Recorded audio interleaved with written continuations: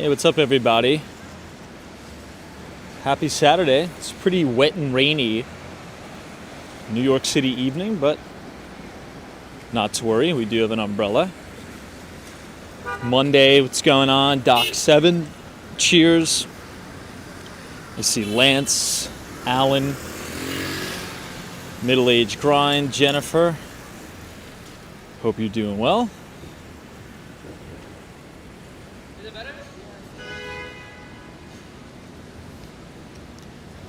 Alan says, rather it be snow. Honestly, yes, I would say. You know, when it's rainy and a little bit cold out, I would much prefer it be extremely cold and snowing. That way you don't get soaking wet. It's the worst when it's like borderline freezing and it's raining and you get all wet. Anyway, Sue is here, Connie Ruiz, Michelle K. Hopefully everybody's enjoying their weekend so far. As we head into the last week of 2024. Pretty crazy to talk about, but it is true. 2025 is just around the corner. Steve, Wanda, welcome. Anyway, we'll get started in a minute, everybody. We might as well check out the windows again before they take them down. Mike G is here, Mr. 15 Central Park West, Hal T16, Florida Boy in Atlanta, Lark Bark. Cheers.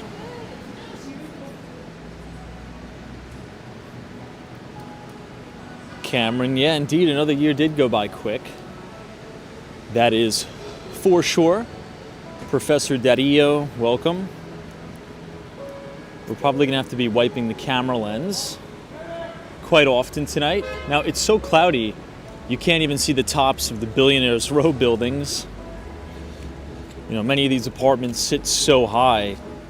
Sometimes they're right in the clouds, sometimes they're above the clouds. It's pretty crazy. SME Media, good to see you. This is the worst kind of rain too, because it's kind of like a misty rain. It's very, very hard to clear from the camera lens. This kind of misty rain. Jamie, what's going on? This is Evening Tom and Chat. I'm right around the corner from you. Fantastic. Hopefully you're enjoying the weekend.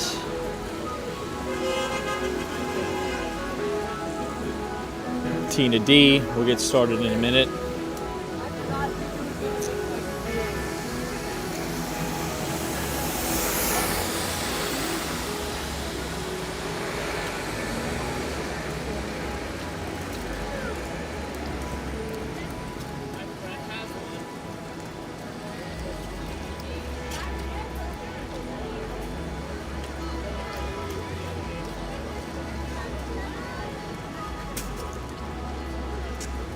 All right, everybody.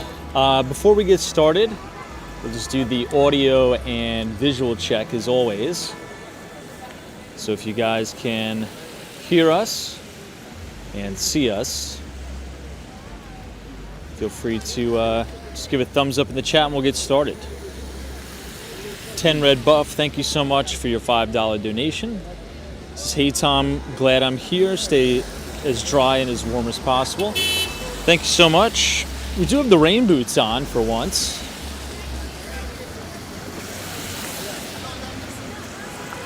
Kevin says audio and visual look good. See, the rain is so misty that it'll probably completely cover the camera lens in due time. Troy Atman, what's going on? Hope you're well. Happy Saturday weekend. Hope you've had some time to kind of chill out, I guess.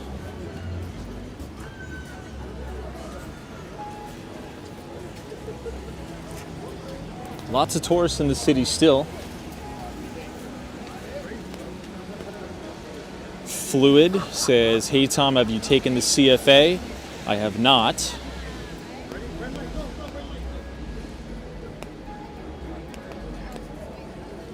Hey, Jeff in Southern Tier, New York. What's going on? Hopefully you're doing well.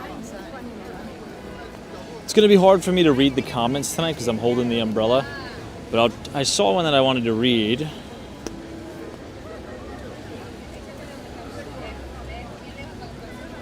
But it appears it is lost in the wind.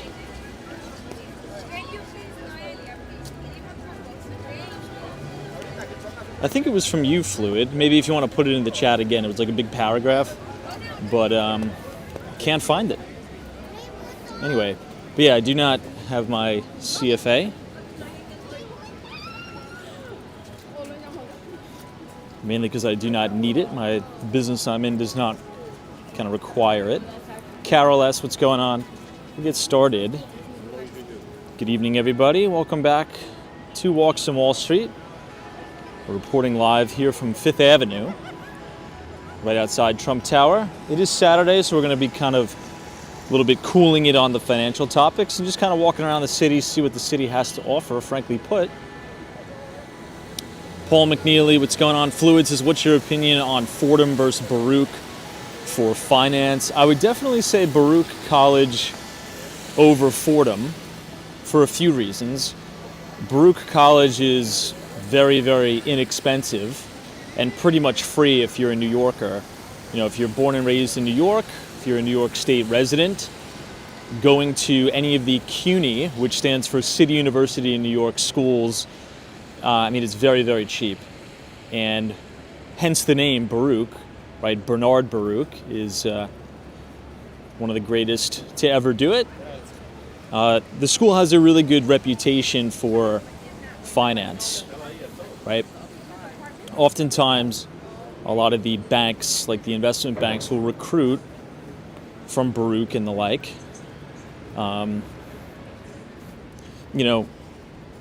It is true that if you really want to get a job on Wall Street, they tend to recruit from the top 50 schools, which obviously include like the Ivy League schools like Cornell, Stanford, and the like. Hey, what's up, man? Hey, I'm Jaime. Oh, good to see you, dude. Hey, what's up? But I'm Jaime Puente. Hey, Jaime Puente. Good to see you, man. Man, it's hey, awesome Merry to see Christmas. you. Happy Merry New Year. Christmas. Hey, can I say a shout out to? Yeah, for sure. I want to shout out to my daughter, Priscilla. Let's and come this way. Daisy. Yeah. I love them both and I miss them. Awesome, and dude. Big time. What's up to Tom and the chat? Hey, awesome, dude. To finally meet you. Yeah, pleasure meeting you, man. Likewise. Awesome. Do you live in New York or are you just No, visiting? I'm just visiting for the New Year to see the the ball shop. Nice. Where are you visiting from? California. Oh, what part? I'm in Los Angeles. Oh, nice. Cool, Yeah, cool. Yeah, I always talk about I want to go to San Diego. Check it out. That's the spot. It's the spot? I used to go there every summer back in the early 2000s. Oh, nice, man. Every summer. Yeah, every single one of my buddies that heads out there says it's beautiful. The weather's perfect, beaches are great. I'm gonna have to get out to the West Coast. I've just never had time to do it. I hear So you. Yeah, it's beautiful out there. yeah, but dude, it was a pleasure meeting you. Likewise. Yeah, and enjoy the festivities, enjoy the ball drop. Yeah, no, for sure. You're gonna be in Times Square for doing that? Yes, I'm gonna be there early in the morning. Stay there all night till it Oh drops. crap, dude. Can I treat you to something to drink? Let me treat you to something to drink, bro. Yeah, send me an email and we'll meet up. Yeah, send me an email or shoot me a text if walkswallstreet@gmail.com. Walk and walk at Gmail. Yeah, walkswallstreet@gmail. Just send me a text. I'll be around tomorrow. The next day, I'm around. I'm here. All right, cool. Yeah, dude, absolutely. Hey, Man. thanks again for the support and enjoy New York. Thank you very much. When I'm in LA, you'll have to show me around. For sure. Hey, take care, man. All right. See ya.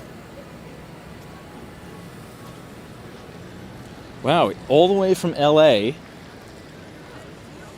to see the ball drop. That's pretty cool.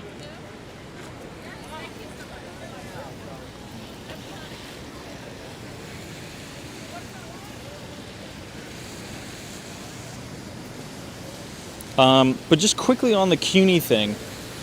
So it is true that a lot of the investment banks, generally speaking, tend to recruit out of those top 50 target schools. But Baruch is what you would call like a non-target. But there's a lot of opportunities. I have a lot of friends who went to Baruch that went on to work in investment banking and things like that. It's very affordable, so I would check it out. Now, Baruch College is down on 23rd Street, 23rd in Lexington. Very nice campus. It's not a traditional college campus, as you could imagine. It's more of a, like a skyscraper, I guess. The joyful ones, as we call Baruch, the Ivy League of CUNY. Yeah, I think Baruch and Hunter College are very, very good. I went to a CUNY school. I wasn't smart enough to get into Baruch, but I went to John Jay College of Criminal Justice on the Upper West Side of Manhattan. Pretty good school. I mean, it got the job done, I think. Fluid says, how far are you from Baruch? Is it walkable? Yeah, I mean, for sure. We oftentimes go past Baruch. You know, funny enough, I was actually just there today having lunch. The easiest way to get there by public transit from here is taking the 6 train to 23rd Street, and you could walk right to the campus of Baruch. Oh wow, Jason says that's where my wife went. Very cool. Joyful One says I'm a Hunter grad. Hunter College is great. That's on the Upper East Side of Manhattan. The Hunter Hawks, I think, is their mascot, I believe. But yeah, no, you're right. I would say top 3 CUNY schools, like 4-year. Most likely Baruch is, I would say, number 1. Maybe number 2, well, I would say a tie for second place is probably Lehman College. Lehman College is in the Bronx. They have a really nice campus. I'd say that's the only CUNY school that actually has a legit campus like you would see in the suburbs. That and the City College in New York. Tina D says I went to Queens College. Oh yeah, Queens College too, I forgot. Queens College is a good school.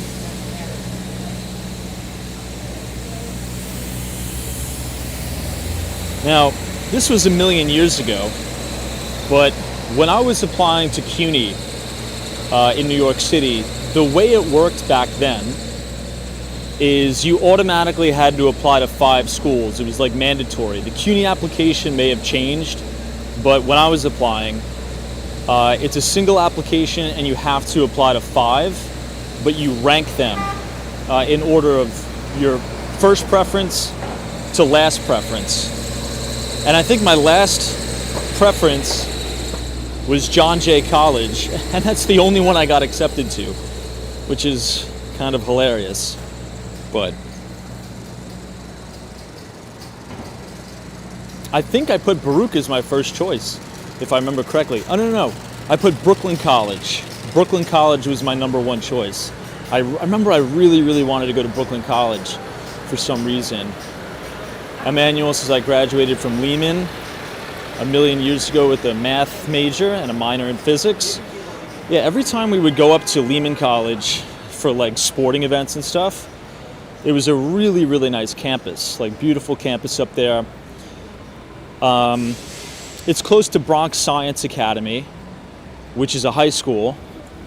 And I think that's the best high school in New York City is Bronx Science. It's up there with like Hunter High School, things like that. So yeah, good times, good memories. That's funny. It seems like we have a lot of CUNY alumni in the chat. Very cool. The LT Prods is Elon Musk says what he thinks. Hooray for free speech. Yeah, there's been a lot of back and forth going on X with the whole H-1B visa debate. Hassan B says, hey Tom, how you doing? Wanted to ask what will replace the Rolex building. I think the Rolex building is going up. This is going to be the Rolex building right here. Funny enough, to Jason St. Thomas Church. We'll cross the street so you can see it. Omar, what's up? Ah, perfect timing. Top Cat says, I think I would enjoy the art scene in Brooklyn. Well, there's plenty of it, that's for sure. Now, Brooklyn College is the last stop on the 2 train. So very easy to get to if you're commuting from Long Island. You could take the LIRR to Atlantic Terminal, Brooklyn, and then take the 2 train all the way to the end. But I believe this is it, Hassan. Looks like a lot of progress, too. I wonder if this is going to obstruct any of the views of the Olympia or Olympic Tower.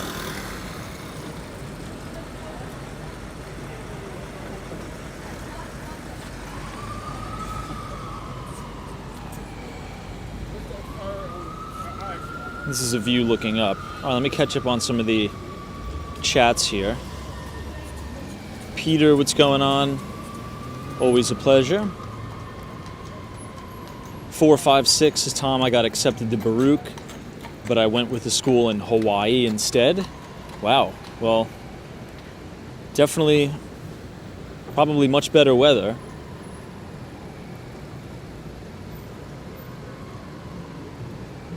What school from Hawaii? That's very interesting. Very, very cool. Troy Atman says, Tom, do you think Elon Musk with his GFY in your face comment on X is a bit too far? I don't know if it's a bit too far. I think the whole debate is a non-issue because a lot of people who are participating, and I'm assuming you're talking about the H-1B visa debate, a lot of people participating in those debates don't, like just from the comments that I'm reading, it shows that they don't have a lot of experience with visas or any experience working in tech or hiring people with the visas. Like I've actually personally hired people with H-1B visas. I have friends who are on H-1B, and it's not like they're giving them out like hotcakes, okay? I mean, if you get an H-1B visa, I mean, you're like on bended knee thanking God that you got it. It's pretty much impossible to get. And there's a $65,000 cap, not $65,000, there's a 60,000 visa issuance cap a year. So everybody is, freaking out and saying, oh my gosh, all these H-1B visa people are stealing all the American jobs, which is probably like the furthest thing from the truth. If anything, a lot of companies would prefer not to hire H-1B because it's very expensive for the sponsor. It costs these companies a lot of money. And if you're on H-1B and you apply to another job, the company that's going to hire you has to spend the money for the transfer fee, which I think is like a $10,000 transfer fee for the H-1B visa. So they're making a big stink over 60,000 visas that are issued a year. And many of which it takes people, if you're fast-tracked, right, and you get very, very lucky, and you get your H-1B visa approved, what's considered fast is about 3 years. And also, a lot of people don't know this, it's a lottery system. So they rank you based upon, your value, right? If you have an advanced degree, you're prioritized in the lottery. And I mean, I know people who have been waiting for the H-1B visa lottery for over 5 years. And many times, if you're waiting that long, if you do get it on year 6 or 7, you actually choose not to take the H-1B visa because there's a lot that happens between, 7 years. You probably moved on with your life. You've probably, started a career somewhere else, or maybe even moved to another country. So.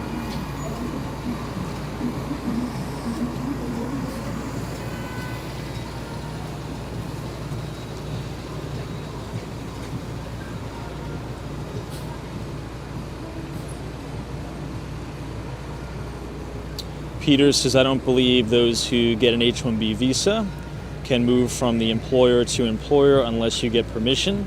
So these visa holders are basically, so the way it works, because I have experience with hires, like hiring people for H-1B visa, and I have a lot of friends who are currently on H-1B visa.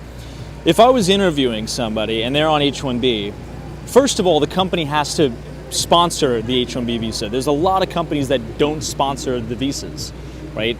And for a quick clarification, there's like a lot of fake news going around saying like, oh, look at these H-1B visas for 7-Eleven clerks and things like that. Those are not visa issuances. Like if you did the work and you looked at it, they would never be approved in a million years, right? You could throw a visa up for anything. It's never going to be approved. And usually those are categorized under an entirely different visa than the H-1B, right? A lot of those are maybe like J-1 student visa or something like that. So J-1 visa, and you're working for XYZ company, like as an intern, and then your J-1 visa is up, your company can choose to sponsor you to get an H-1B visa, right? All well and good. Well, here's the thing. That doesn't guarantee that you can even work in the United States. The company sponsors you for the H-1B. All that means is that you enter the lottery system. So once you enter the lottery system, you have to go back to your home country and wait until you get the H-1B approved. And a fast track for that is 3 years. If you get the H-1B visa within 3 years, that's like you probably have some sort of advanced degree, you probably have a master's degree, you're probably working in STEM. Many people, it takes 5+ years, sometimes 10 years just to get the H-1B visa. So it's very, very, very hard. Extremely painstaking and grueling waiting around to get that. And like I said, to my other point, many people that do get their names drawn right on year 5 or year 6, they actually don't accept the H-1B visa at that time because they probably work somewhere else. They maybe went to Canada to get a job or some other country. So I think there's a lot of fake outrage from people who are just not familiar with the tech industry, the H-1B visa process, because it is very expensive. And there's a limited amount of companies who will actually sponsor an H-1B visa because it's very, very expensive. Now to Peter's point, right, let's say if I'm on H-1B and I work for company XYZ here in New York. Maybe I don't like the company, maybe there's no career advancement, and I want to apply to somewhere else. You could do that, but you have to make sure that the company you are applying to will actually sponsor your H-1B visa. And if they do, that's fine. If they choose to hire you, they have to pay all of the transfer fees, which I think is a little bit over $10,000. So if you think about that, right, why would a company want to take on that added cost and hire an H-1B when they don't have to pay any of those transfer fees when they can just hire an American? So it's actually very difficult for H-1B to get another job in the United States. Oftentimes they're pigeonholed into that one job.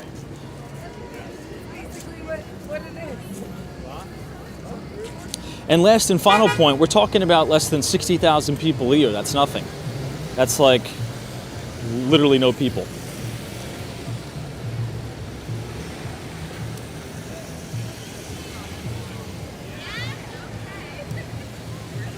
All right, here we are outside of St. Patrick's. Hey, hang with Mark Mom, what's going on? Cheers to you. Crypto and Coding is here, welcome.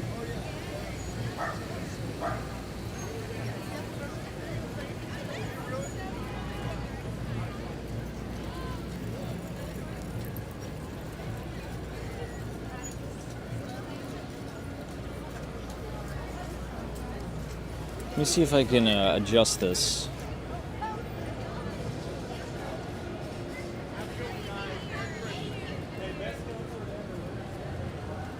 Let me see if I can wipe my lens. It's one of those nights, guys. One of those nights.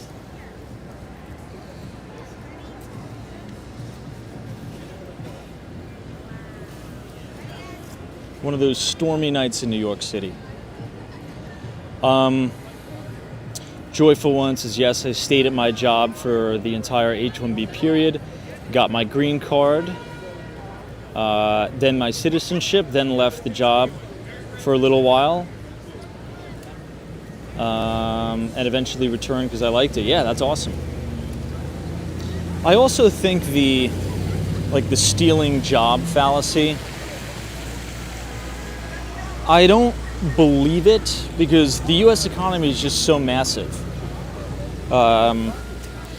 There's so much opportunity. It's kind of just like small thinking. It's like,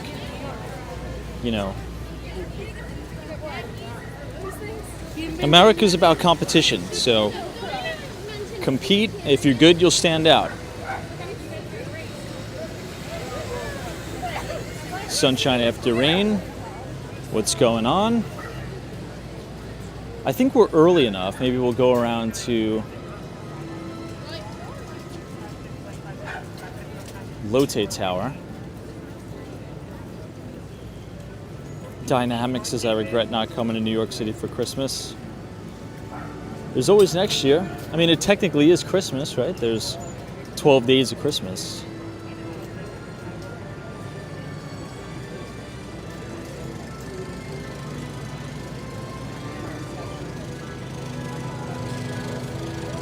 But yeah, I guess in conclusion, that whole argument that's been going on, it's just a lot of people that are misinformed about the visa process. I mean, you can complain about other visas, but it's interesting, like, the outrage about H-1B is weird because it's like there's almost like no H-1B visas issued. Like, you can complain about other stuff or complain about the illegal immigration that's coming in as opposed to legal H-1B immigration that is literally almost nobody per year.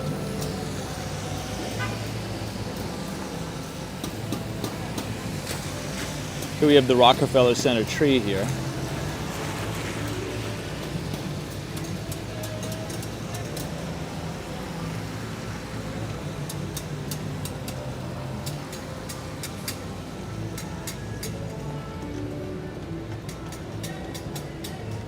Kennedy says there's literally a cap on H-1B. Yeah, I think it's around 60,000, and it's been going lower over the past 2 years, I think. Now, in addition, here's another, like, I've been seeing so much fake news and kind of like misinformation around the whole visa thing. There's this one person that went on this, tangent on X saying that people are coming here on H-1B visa and these corporations are paying them $30,000 a year. That's just not true because there's also an income cap on H-1B visas. Like, you have to pay them. If you're on H-1B, the minimum you could pay an H-1B employee is around $62,500 a year. You cannot pay them under that.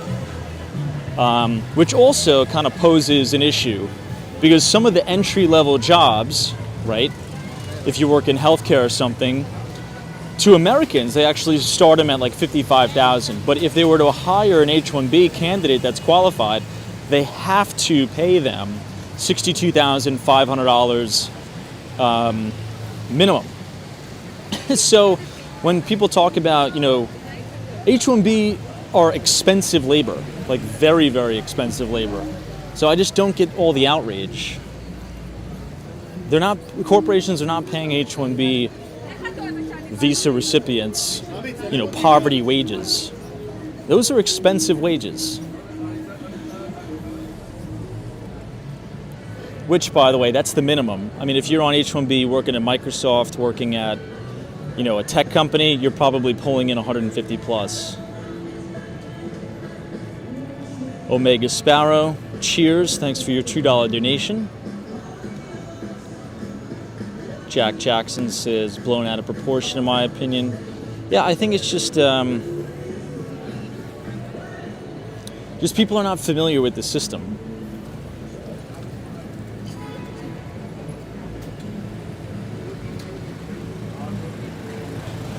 Brad's brain, what's going on? Karen is here from Pensacola, Florida. Love Pensacola, Florida.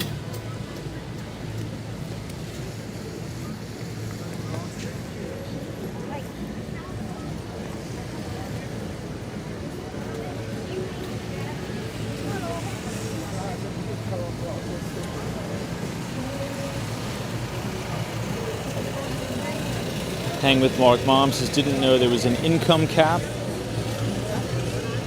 for H-1Bs. My friend in college gave up his citizenship in Japan to make more money in the US. Yeah, now there is. I think that was just enacted maybe 2 or 3 years ago. When I was at my previous company, we ran into that because it was like a entry level, like data science position, and that was the minimum cap.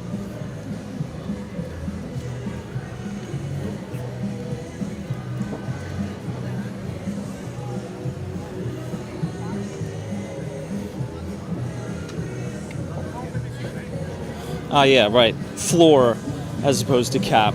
Yeah, floor. Angel, good to see you. We're now in the New York City Diamond District.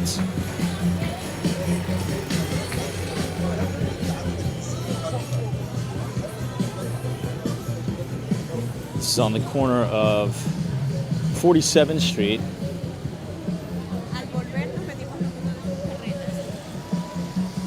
and 5th.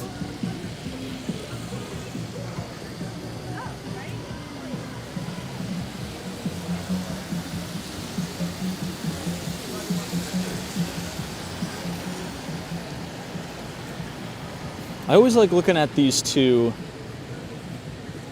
diamond lampposts here. Well, let's cross the street because I want to check out this market.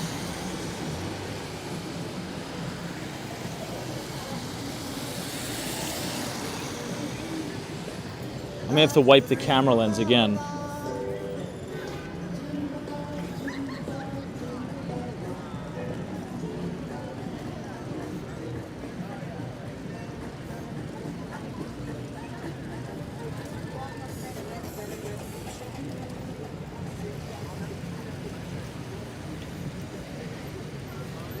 Vlad, welcome.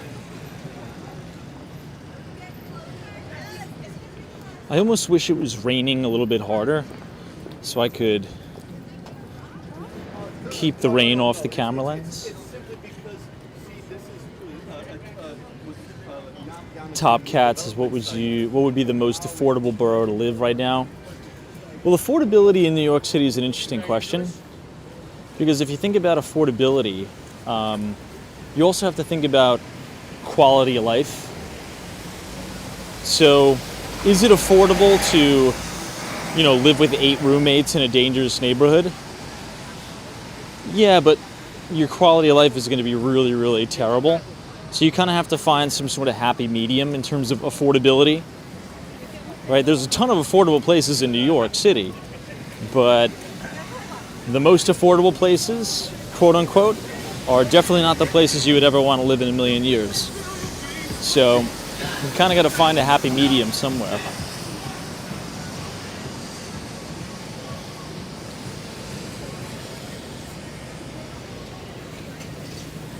I used to work in this building up here. This is the Marsh McLennan building. The quantitative hedge fund D.E. Shaw used to be in there, but they just moved to the Hudson Yards. And a lot of big companies have been moving to these Class A office towers now near the Hudson Yards. BlackRock just expanded their space at the Hudson Yards, 50 Hudson Yards to be exact.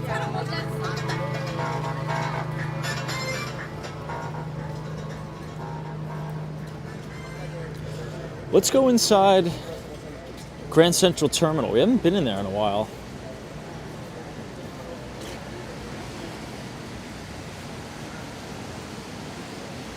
Karen says my dad was born in Brownsville. Nice. I used to work Ocean Hill, Brooklyn.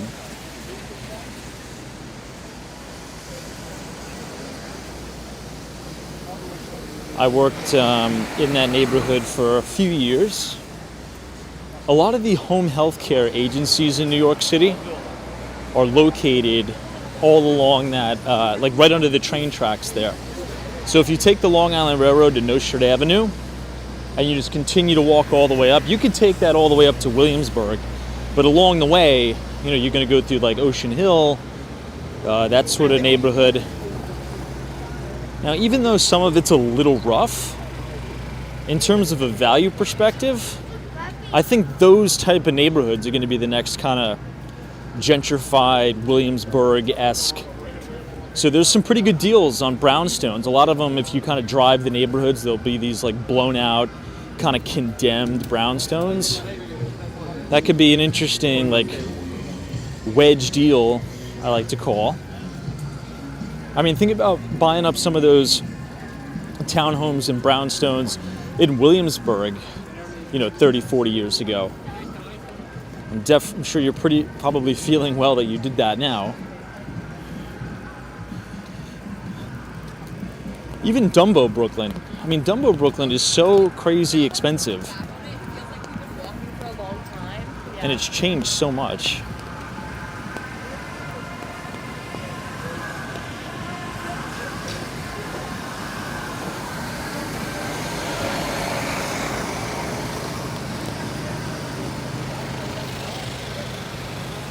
Maybe we'll cross the street here.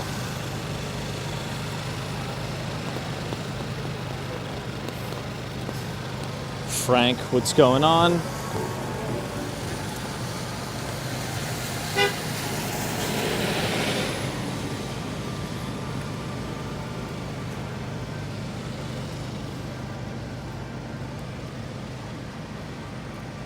What I always say is, if you're thinking about moving to New York, move here as young as possible, but resist all of the urges to do anything fun for the first 8 years. And I know that sounds extreme, but if you come here, I mean, think about coming here, like if you're not from New York and you come here as like a 17, 18-year-old kid. I mean, it's going to be, you want to go out partying every night, but it's very expensive to live here, and it's going to be hard for you to save and invest any money. So if you can, if you're 17, 18, 19, live with roommates, live in just an absolute dump with roaches, live in squalor, essentially, and never be in your apartment. Work 24/7, 365, just invest all your money, and then when you're, in your mid to upper 20s, then just move out on your own and get a nice place, because you'll have, a pretty big nest egg. But if you kind of catch yourself, especially in those early income earning years, blowing your money in New York City, well, then you're going to be, 34, 35 years old, living in a really crappy situation. Just because the city is so expensive that you can afford to inconvenience yourself when you're young, but you don't want to be dealing with that stuff in your 30s.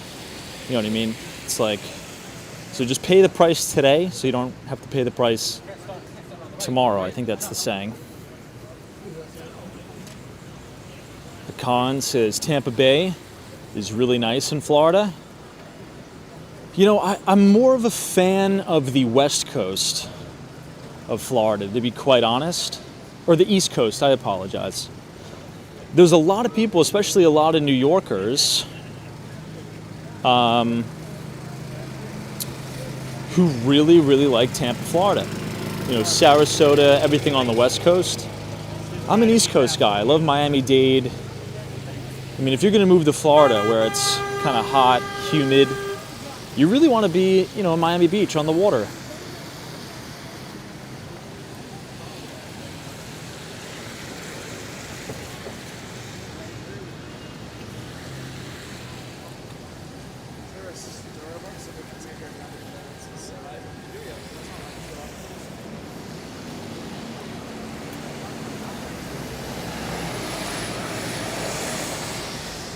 Joyful One says Orlando and Tampa are mini New York.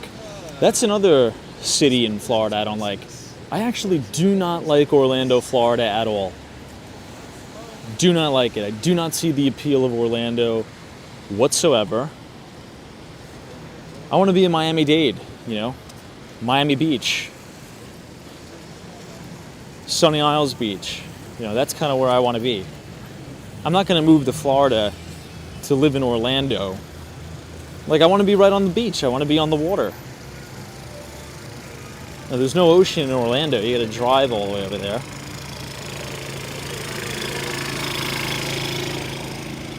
Hey, what's up, Meg? Cheers. Says, hey, Tom, can you tell the story about living in your... Yeah, I know.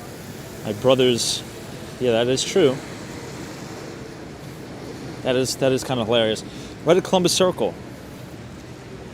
Now, that's a more of an extreme example, but that is true.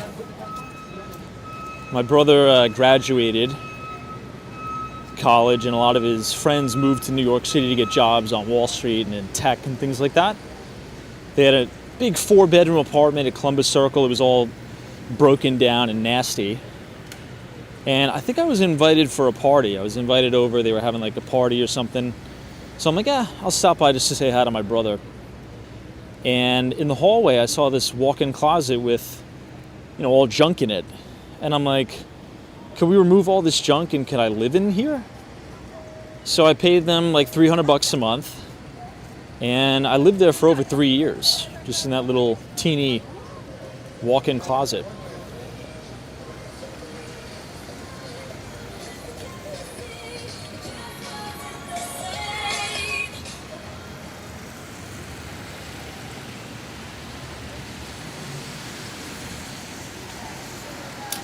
Let's make a left here.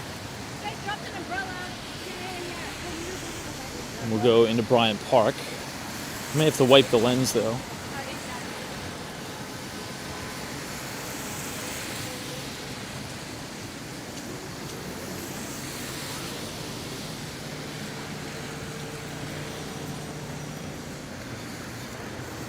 Here, let me pull off to the side and wipe this.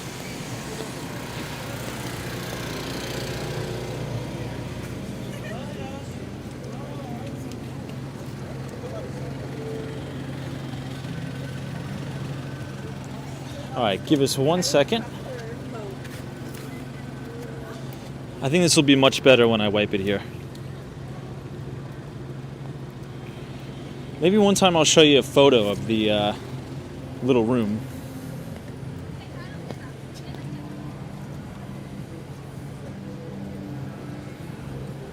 Yeah, Sean Alexander, I heard about that. That's terrible. Yeah, there was a huge plane crash today, I think on Jeju Island in Korea. At least I think it was Jeju. I think everybody died except one person. I mean, I don't know how many people were on that plane, but it was a massive, massive plane. It's terrible.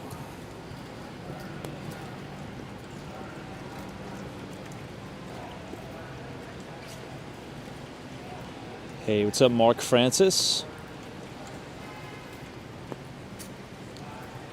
Robert says greetings from Westchester. I think I told you guys about this. I am very optimistic for New Rochelle, New York.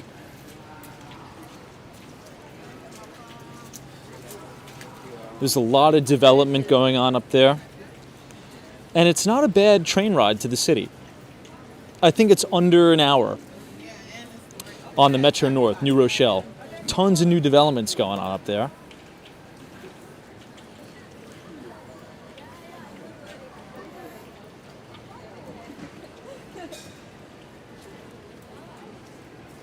Emmanuel says 181 on board, 30 dead. I'm surprised there's not more. I mean, the whole thing was a big fireball. Yeah, we'll take one more look at the rink. Might as well. Oh, Wise House says New Rochelle has always been fairly nice. I mean, take a look at some of the new developments there. I mean, they're pretty impressive. And the rents are not that bad. You can get a 1-bedroom apartment in a building with a lot of amenities, like a swimming pool, like a study room, kind of like a WeWork type of thing, like a game room, full gym, for like $2,800, 1 bedroom. Obviously, some of the larger 1-bedrooms will go up to like $3,300, but that's not bad at all.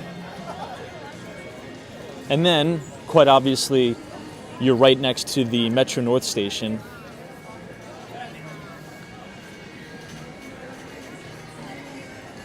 CW says, Tom, your thoughts on Rumble stock success in recent weeks?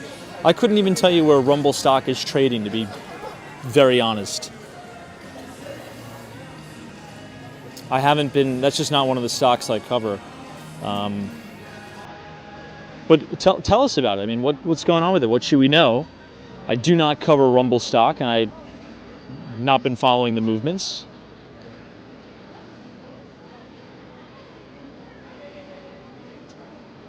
Body cam footage this time. They're building a connection to Penn Station. They've been talking about that for a while. They really should, because they did that with the East Side Access Project. I mean, in 2024, you should be able to take the Metro North all the way to the west side of Manhattan, which is Penn Station, just like the East Side Access Project brought the Long Island Railroad to Grand Central Madison.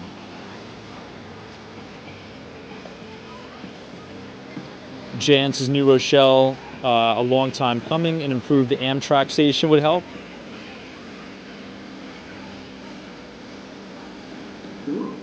Jack CW says, Tom, Rumble up 200% in 3 months on a $500 million Tether investment. Wow, I'll have to take a look at that. I probably wouldn't, I mean, it's just not been on my radar. I don't own the stock. I don't cover the stock, but thanks for letting me know. Let me take a screenshot of that, actually. The Tether piece is quite intriguing to me. So thanks for letting me know that.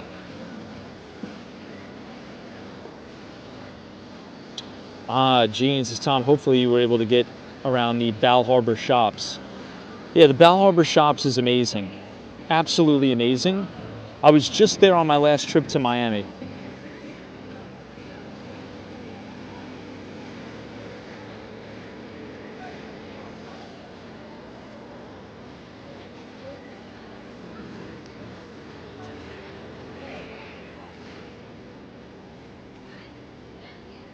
Check out the burned area.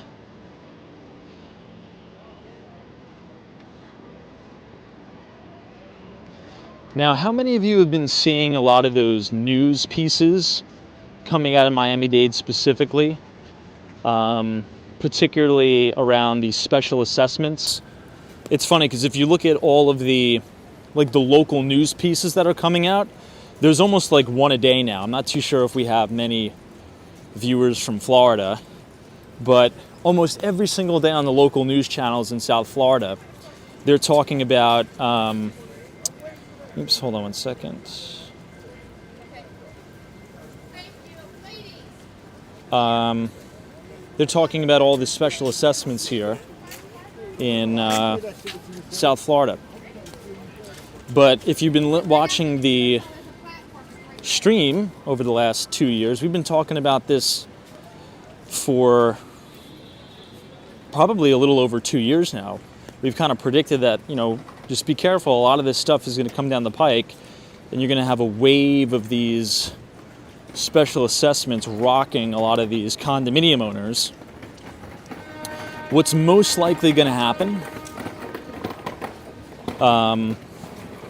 is there'll be big private equity shops, big developers coming in and just buying everybody out. Because let's say if your condo is worth $125,000 and you get hit with a $50,000 assessment, or even a $100,000 assessment, it's possible. It doesn't make financial sense for you to pay that assessment.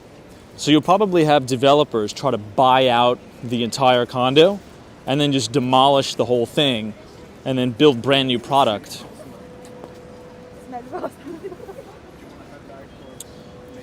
So we'll see. I think there's going to be a lot of opportunity there. Sabrina Fair, hope you're having a good one.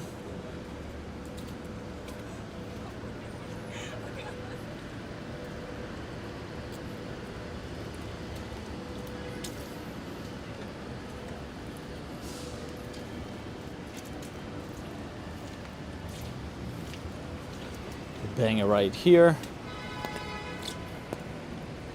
It's kind of peaceful here, isn't it?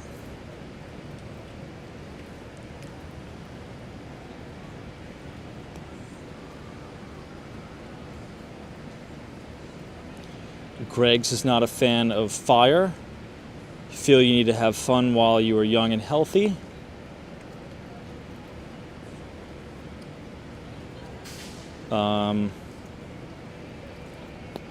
The older you get, the harder it is to enjoy yourself. Yeah, for sure.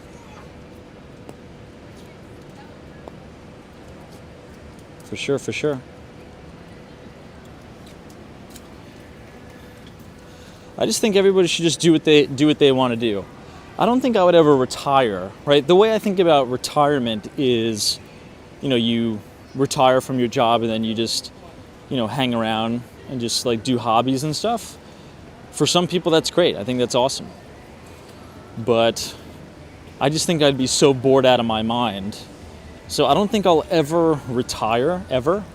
Hopefully, God willing, please God, I'll be able to work in the office until I'm like 95, really until I croak out.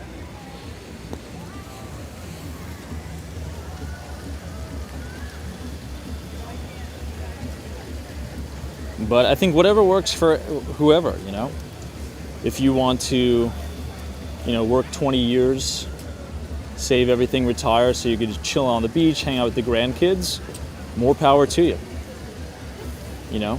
But I think I just need to, my ADD would just totally destroy me after like 2 days of relaxing.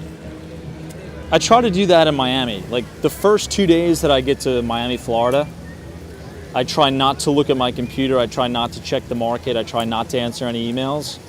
And then after like a day and a half, it's like I'm tweaking out. I have to do something.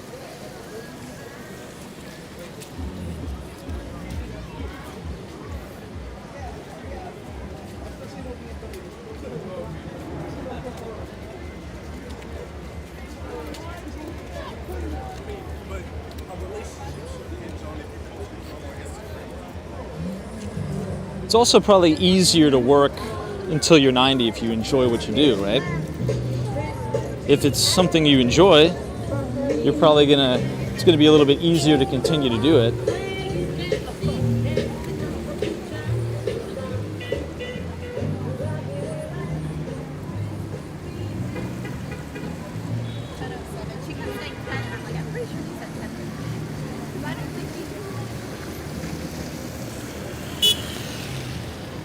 This is the Bank of China, everybody.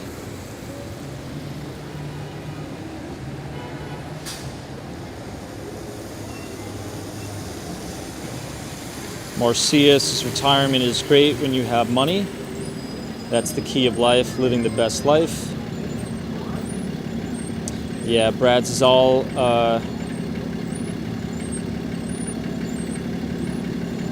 retire from managing people. It's exhausting, but I won't retire from work. For sure.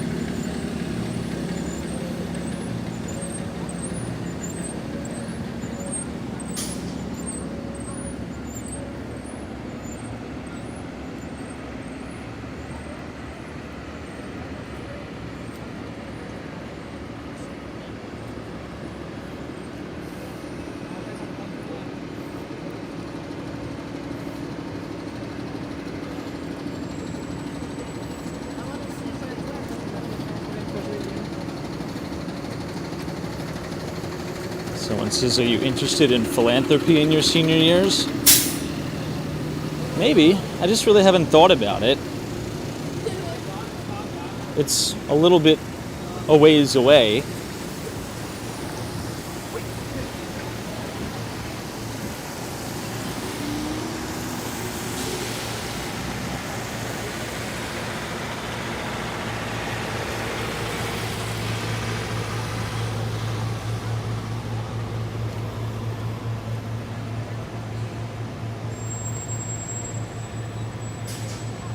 Lots of traffic.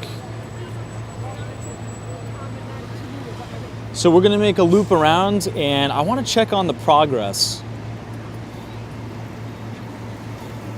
of the stage that they're building for the New Year's Eve.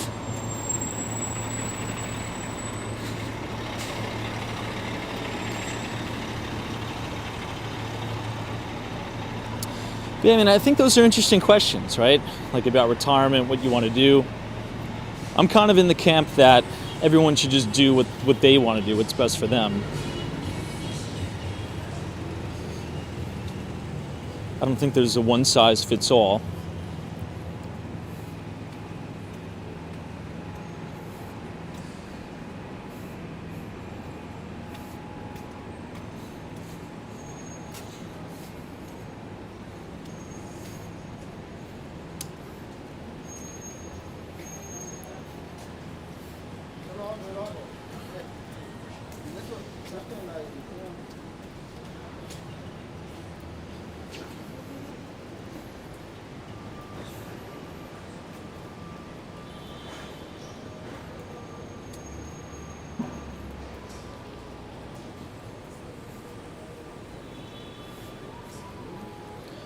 I do feel like if once I'm at that retirement age, and let's just say like, money's not an issue, I would like to open up like a coffee shop or a restaurant or something, which is probably not like a good business investment or a venture. Because it probably won't be profitable, but I think it would be very fun. Maybe like 2 or 3 years, try to do that in New York City or something, just to like punt it. Jeez, what the hell is this? Because it's like, if I open up a coffee shop in Manhattan and then it tanks and business doesn't do well, it's like, I won't stress out about it because it was a fun time. So I feel as if I'm not worried about profitability and like maximizing profits, and I could just kind of kick it and talk to customers and hang out, I feel as if that's enjoyable, right? Like not that pressure of, oh my God, it's not busy today, there's no customers. Or, oh, I need to make this amount of money to pay the lease. So, yeah, Brad says most important thing to do is to take care of your health. That means healthy living early when you're young, exercise and the like. Totally, man. Health is such a blessing, it's unbelievable. When you're really, really sick, you'd give up any money in the world just to be healthy again.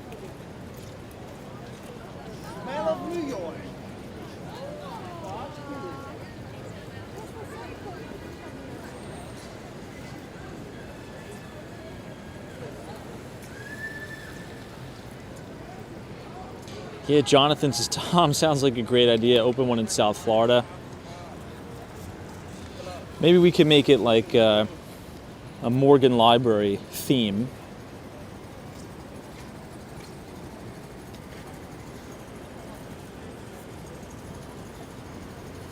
But I think that's probably best to do in New York. It's a different culture there in South Florida. Like, yeah, people go to coffee shops and things like that, but not really like New York City.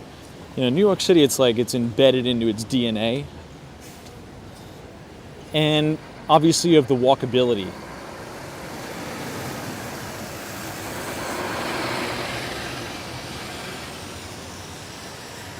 Now you guys see this garage right here? You guys see this garage right here with the 99-cent pizza? This is a really, really big opportunity here. This is right in between Broadway and 7th Avenue, Fashion Avenue.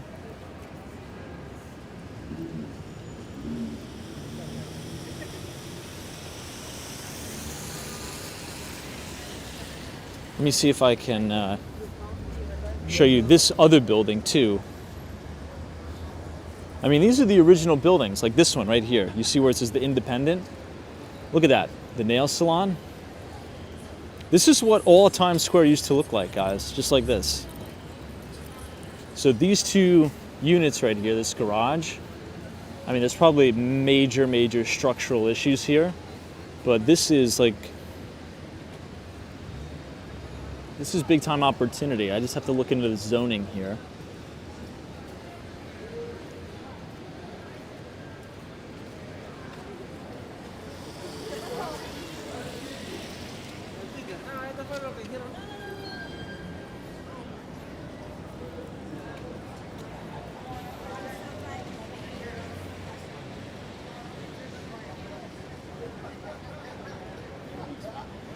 Ooh, Peter, that's a really good question. Peter says, when you retire in decades, what will the cost of a cup of coffee be? That's a really good question. I don't even really want to begin to think about it. Do you think there'll ever be a time where you walk around and like one latte is going to be $15, $20? It's possible. I just can't even like think about that being the total at a coffee shop. Yeah, that'll be $15. That'll be $20. Crazy, right? But I mean, back in the day, you used to be able to go to the corner store, the little bodega, and give the guy $1 and he hands you a small coffee. Especially those little cart guys too. When I worked down on Wall Street, there used to be this best guy, the best guy ever. He had like one of these little carts, like a breakfast cart. And you can get an iced coffee for him for $2. You give him $2 and he gives you a massive iced coffee in those styrofoam cups. What was this? This may have been 2016, I think, 2017. Wow, Professor says I used to pay $1.25. Daniel J, the biggest ripoff now. Is skipping DoorDash. Yeah, the delivery fees are insane on those apps. Leslie's is chock full of nuts. Wow, that's a throwback. I think chock full of nuts is a Long Island thing, I believe. My engineer, this was when I was working at my previous company. On our sales team, usually if you work in tech or telecom, and if you're like an account executive, each team is assigned something that's called an SE, a solutions engineer. And our SE, every morning meeting, he'd have the same coffee cup chock full of nuts every day.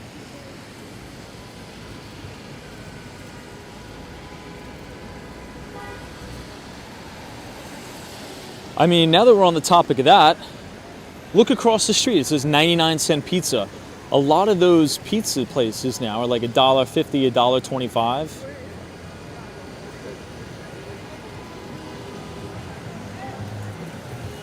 If you go to a regular pizza shop, right, not like one of the 99-cent pizza shops in the city, but just like a regular pizza shop, some slices now are like $3.50, almost $4 for a slice of pizza. It's crazy.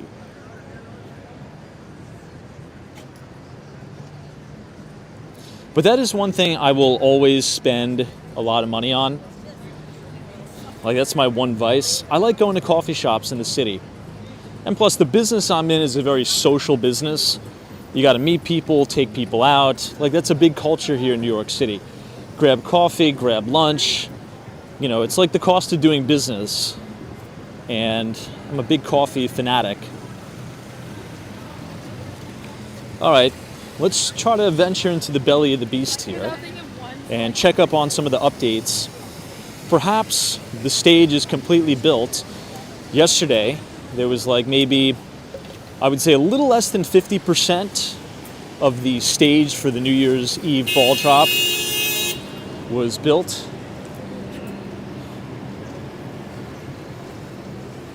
This is the Margaritaville restaurant. Never been in here. I am a big fan of Jimmy Buffett, though.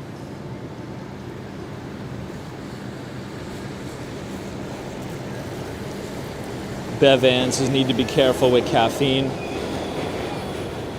To be honest, I think I've said this before, but I'm totally 100% addicted to caffeine. And I admit that. I actually get headaches if I don't drink at least some coffee every day. I'll literally get a migraine. I'll get headaches. It is what it is. Someone's like, have I been to Toronto? Yeah, a long time ago, though. I would like to go to Canada again, hopefully. I was going to go to Montreal about a week before the pandemic. But I was very young when I went to Toronto, Canada. I went to see a Toronto Blue Jays game in that stadium that has the retractable roof, which was pretty cool. I went up to the CN Tower. It was fun. I really like Toronto. It's a big finance city too. So perhaps when I find enough time, I'll get back to Canada. I'd love to travel there again. And I'm sure the city looks completely different, right? I mean, if the last time I've been to Toronto was when I was maybe 10 or 13 years old, I think, I may have even been younger. I mean, I'm 29 now. The city probably looks totally different. It's the same concept with New York. I mean, think about just in the last 10 years. I'll put it this way. If the last time you've been to New York City was prior to 2013, all of Central Park South will look completely different and foreign to you. Every single building that was constructed on Billionaires Row came after 2013. It's pretty crazy to think about, but it's true. So some of the tallest buildings in New York City's skyline came after 2013. And he says fly to Buffalo, New York, and drive to Niagara Falls in Toronto. I've been to Niagara Falls as well. It was very beautiful.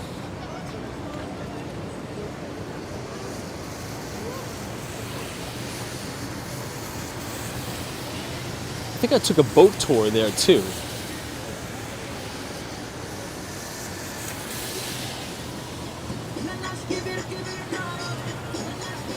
We always talk about very expensive real estate in New York. I mean, real estate in Toronto and some of the suburbs around Toronto, I mean, that is expensive stuff. Talk about an affordability crisis. Canadian real estate is super, super expensive. I mean, you know, Canada is a huge country, but the vast majority of the population lives, I think, within 50 miles of the U.S. border.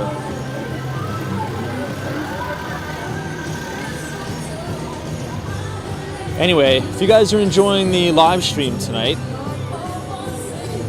feel free to leave a like on the video and click the subscribe button if you're new. We're now looking at One Times Square. This is where they're going to drop the ball on New Year's Eve.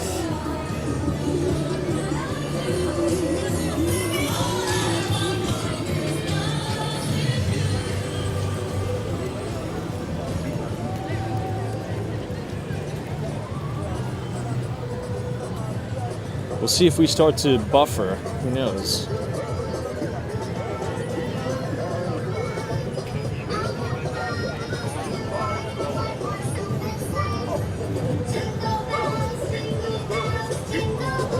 Lori says you should do a walkabout in Toronto. I'm in. If the opportunity presents itself, for sure.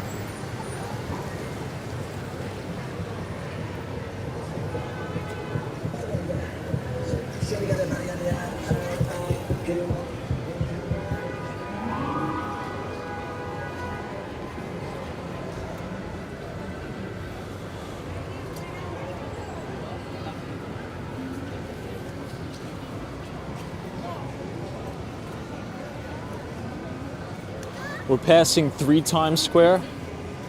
5 Times Square is totally vacant now. That used to be EY.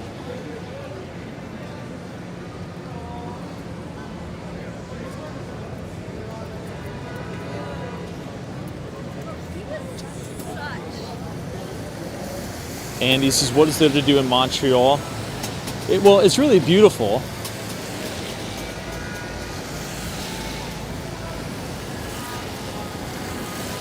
I think it's one of the most scenic train rides ever. It was the one up to Montreal.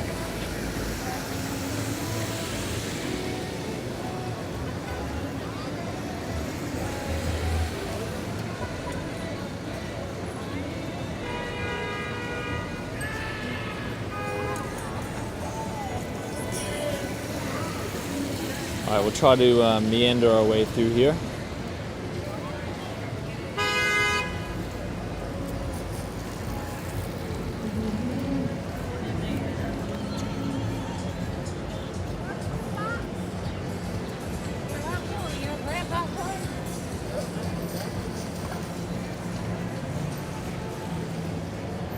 We're right outside of the NASDAQ.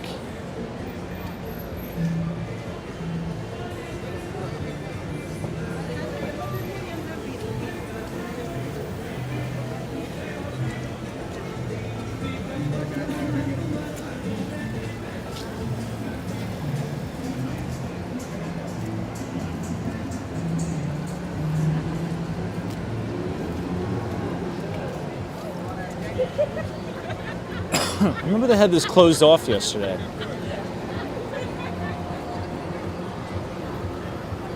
This looks like some sort of a generator, maybe, for the audio-visual stuff. Here, you'll see One Times Square in a minute, but looks like they're running all the cables.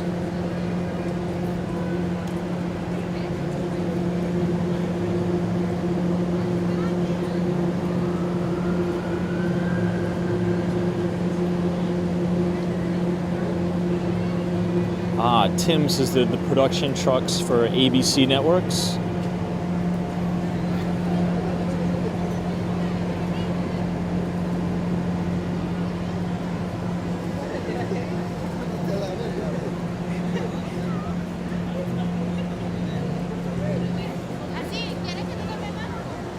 Lots of people.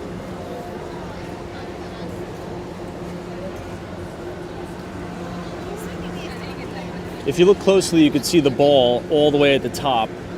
It's above the Kia.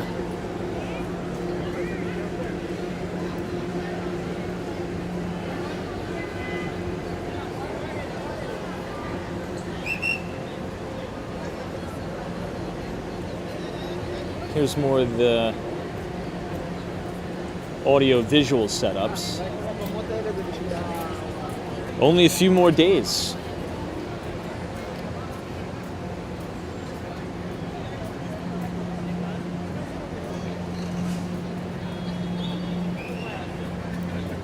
Sam says, hola, ¿cómo estás? Muy bien, ¿y tú?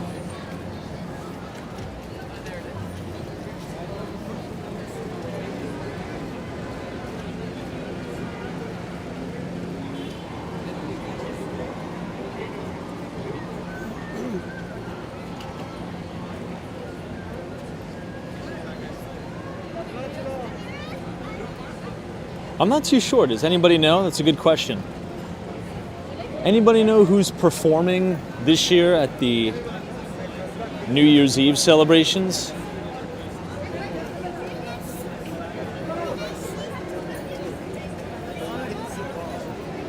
I honestly couldn't tell you.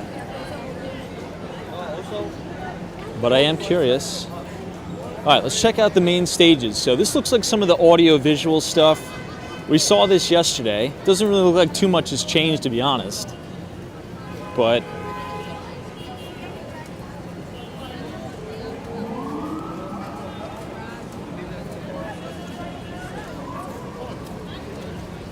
I think we're going to start to buffer. There's a lot of people.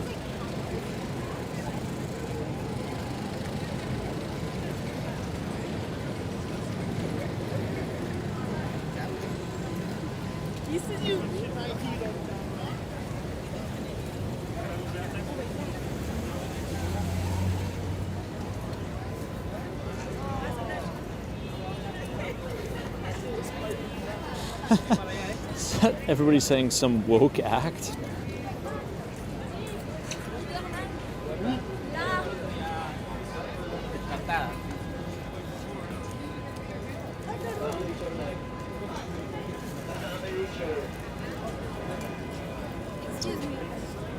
Check it out, guys.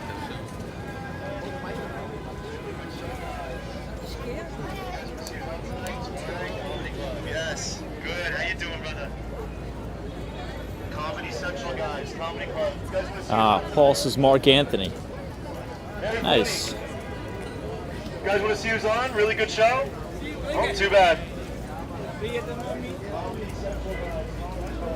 Comedy show, guys. Comedy show. I think I've only been to one comedy show in my life, which was actually pretty good. It was at the Beacon Theater This was actually probably this time last year, I think. I think one of you guys gave me tickets to the show, by the way. It was, oh man, I always forget the name. They were very funny. They used to be on SNL, Saturday Night Live together.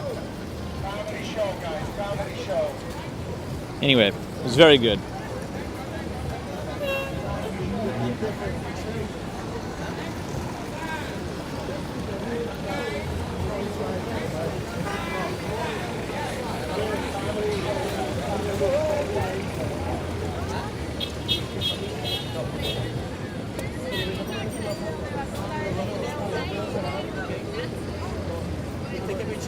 Ah, you're right. Tina Fey. Thank you, Troy Admin. Tina Fey, and there was one other person. Comedy show, guys. Comedy show. I really don't understand why I keep forgetting the name.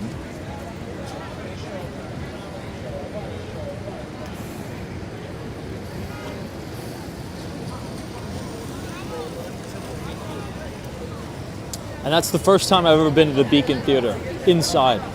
Really nice. Ah, Amy Poehler, yes. Tina Fey, Amy Poehler, that's who it was.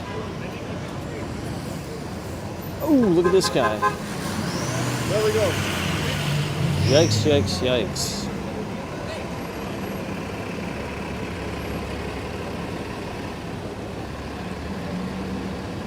Wow, it's a really crispy white Tesla Model Y. Love that one. I actually wouldn't mind getting that exact one myself. That guy has an awesome car.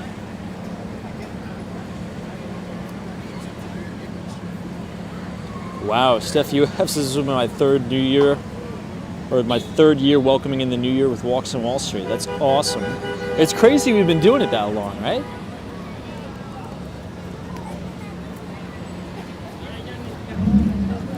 That guy's super curious as to why I'm admiring his beautiful Tesla.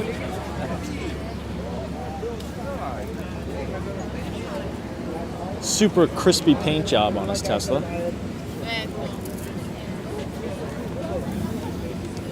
Maybe, I don't know.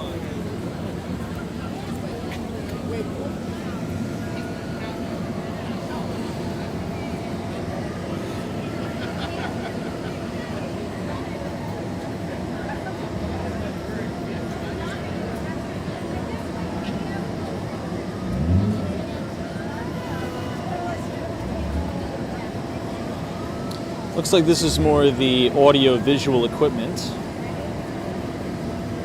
And then you can see the main stage down there.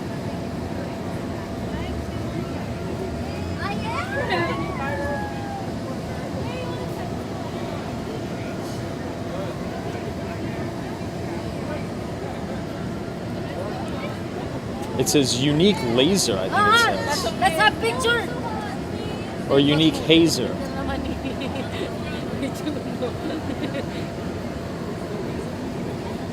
All right, let's try to go to the next stage because it looks like there's a little bit more progress there. You know, I think I'm going to close up this umbrella just because there's too many people. Even though we'll get wet, I want to be considerate of others and not poke them in the face with my umbrella.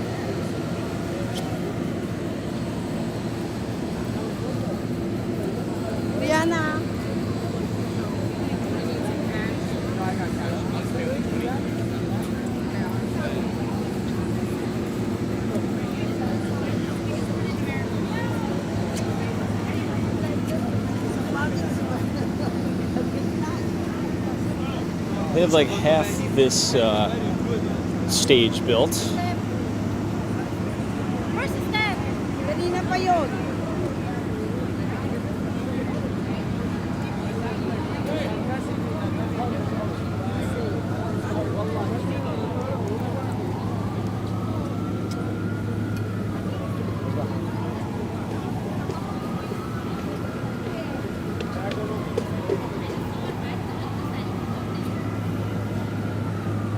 All right, we'll pull off here and we'll check everything out.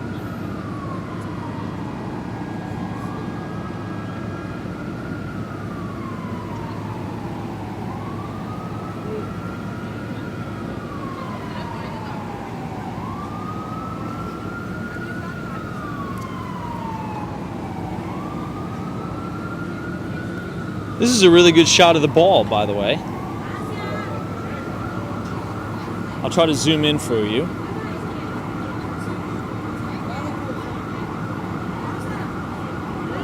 So that is the ball that will be dropping on New Year's Eve.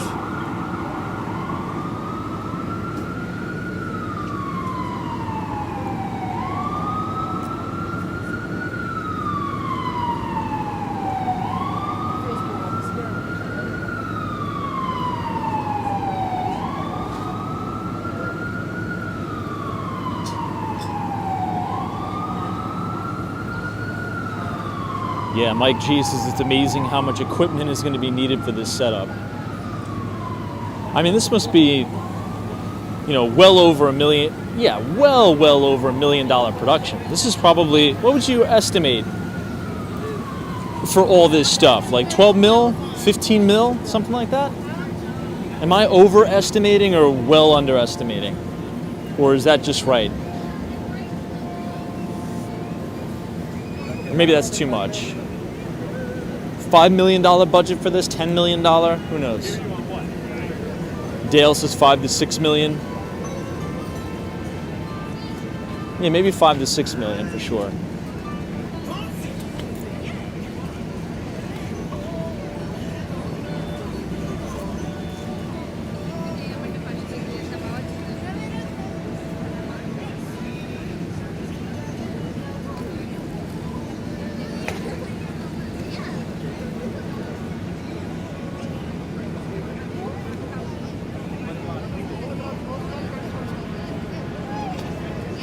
Mark Francis is just the production, not including the talent, is 8 million.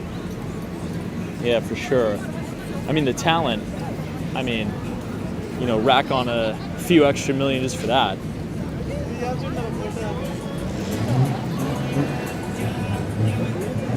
I mean, Mark Anthony's probably not even going to get out of bed for anything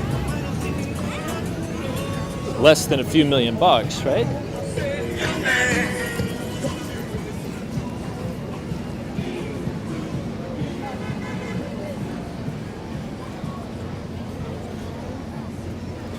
The best way we can squeeze around here.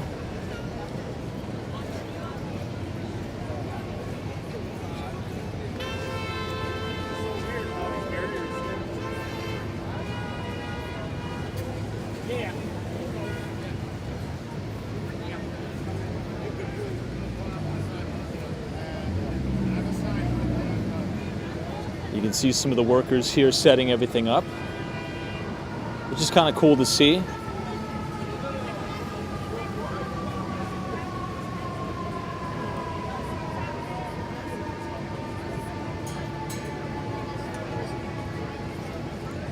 They have a lot of stuff laid out to the right, or the left, I should say. So it's probably going to extend all the way over there.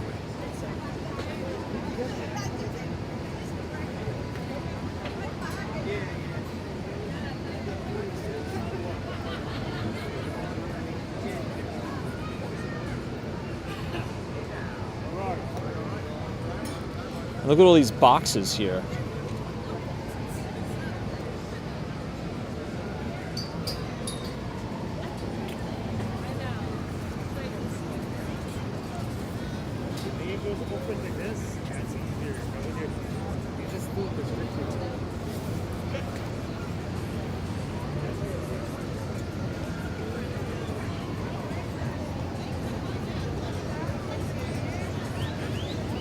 So there's one of the stages right in front of us.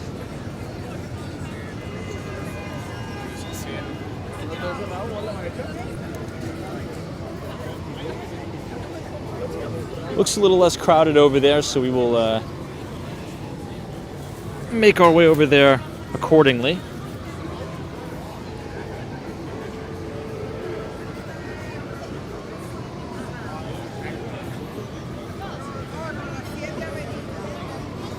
Adam Luke.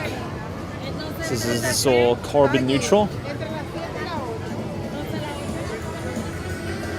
For sure. I'd say definitely carbon neutral.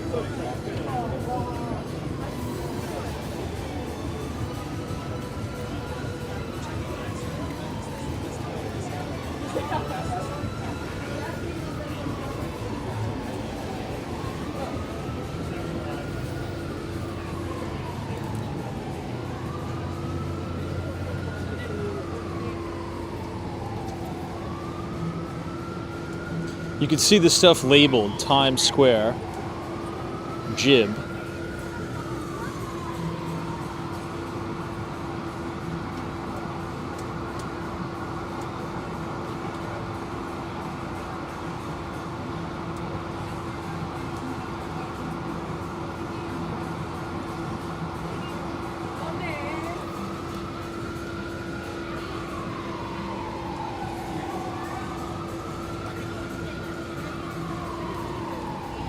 Pretty cool to see.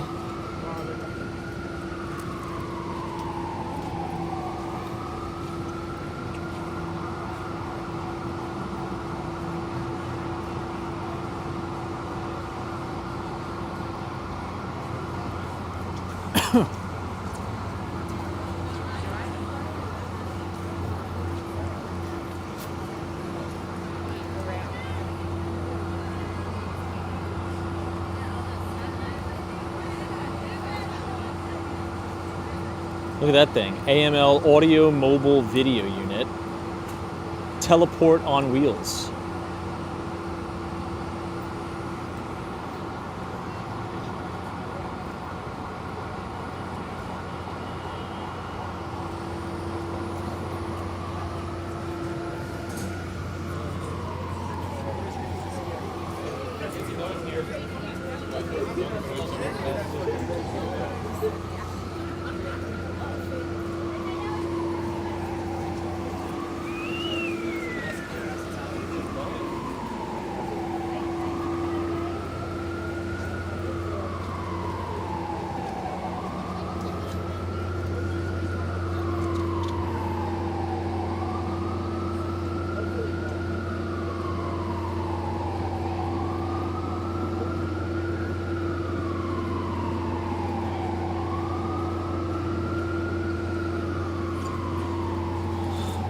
Well, that was cool to see. I'm sure they'll probably have the entire stage built by Monday morning. And then we'll probably see all the Planet Fitness stuff too, right? Live stand-up comedy show tonight.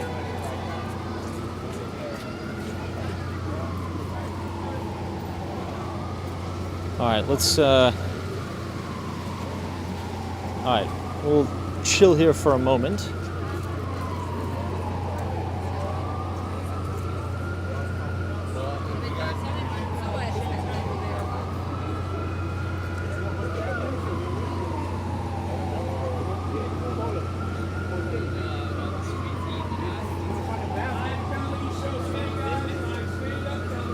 All right, let's go to Hell's Kitchen, New York.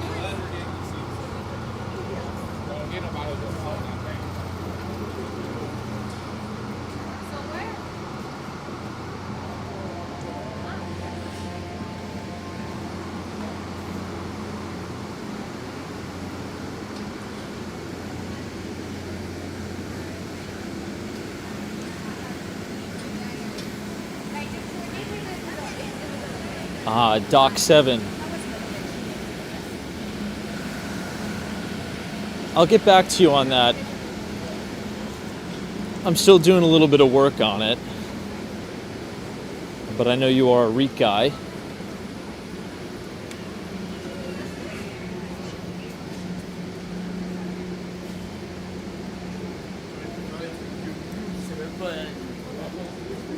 This is the Hotel Edison.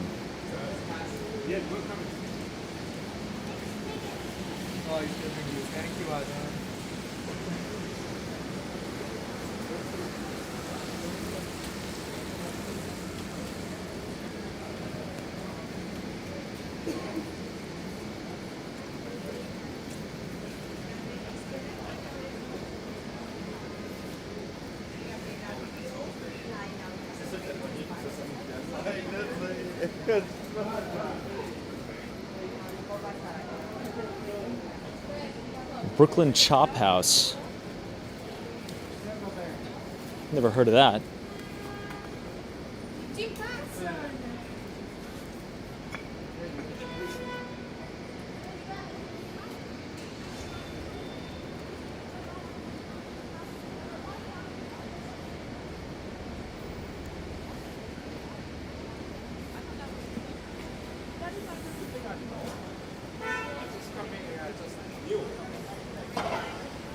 Nobody told me until I,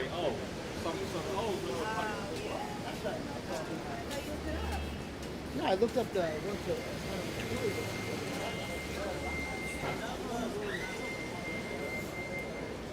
Man, garages are packed tonight. I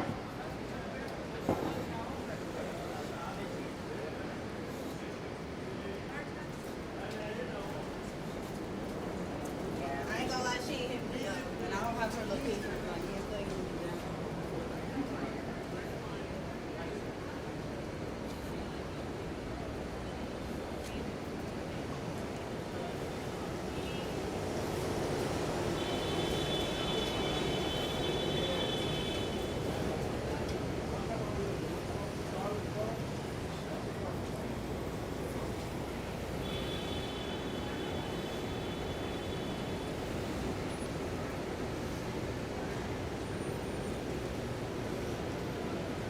Tin Man is here from Maine. What's up, Tin Man?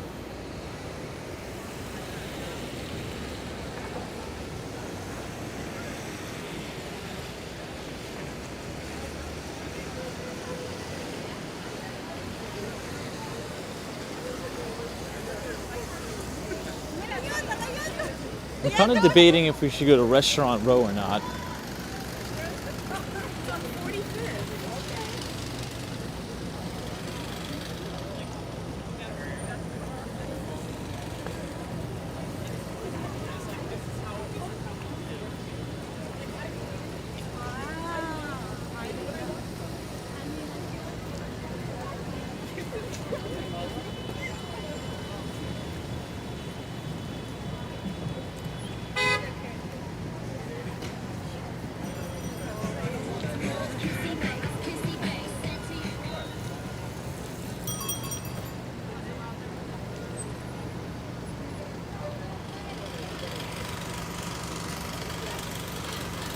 We just do a quick time check, because I remember I did start the stream late.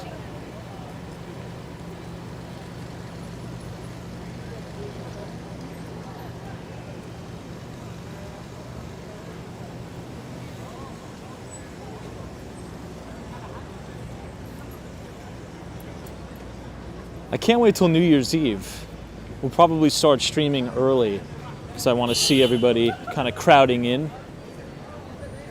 Wow, it's already 11 o'clock at night.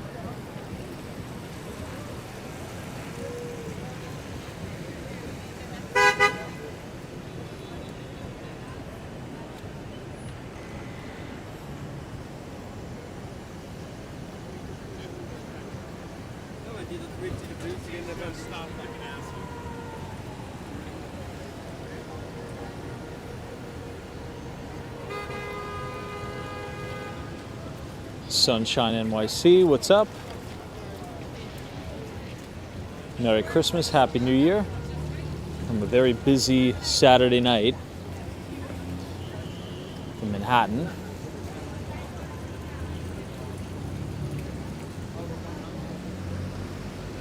JD's traffic nightmare. Yeah, I definitely would not be driving into the city at all for the remainder of the next 2 weeks.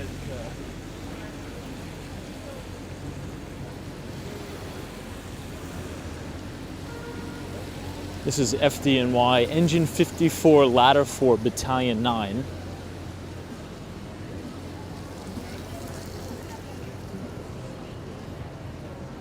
We're headed northbound now towards Columbus Circle.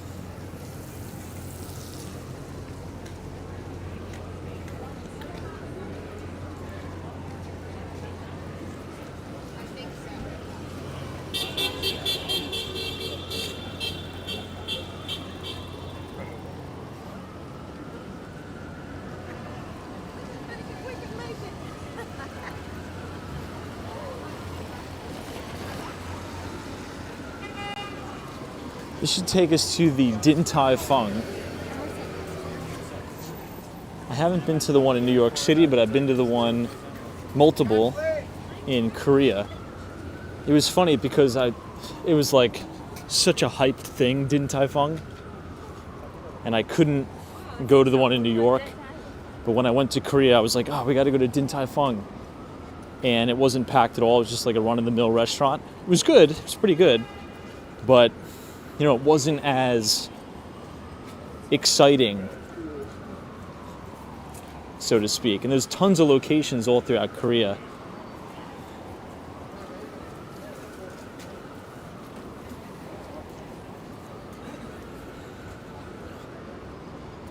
Ooh, I think this is the highlight of the night.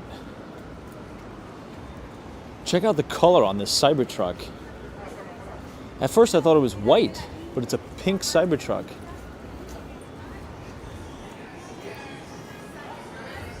Wow, talk about unique.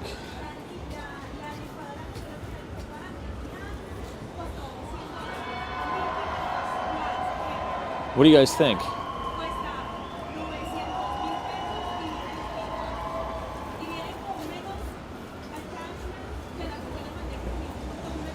My favorite one is still that matte red one that is at 15 Central Park West.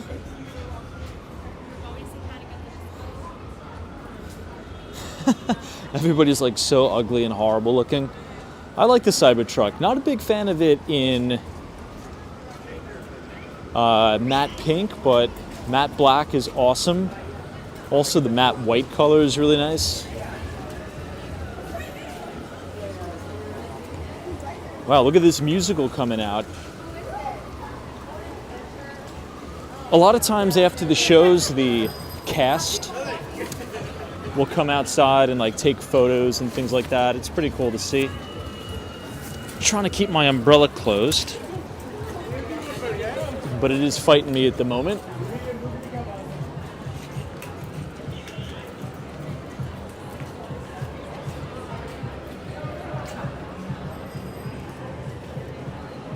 Very, very cool.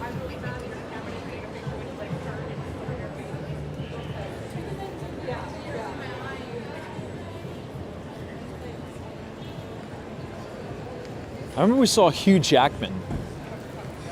Remember that?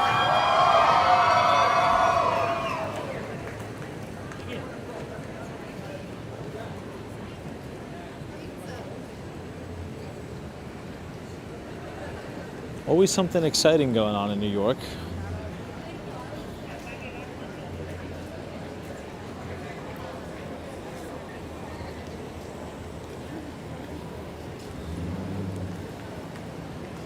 This is what, a Model S? It's a nice Model S, I think.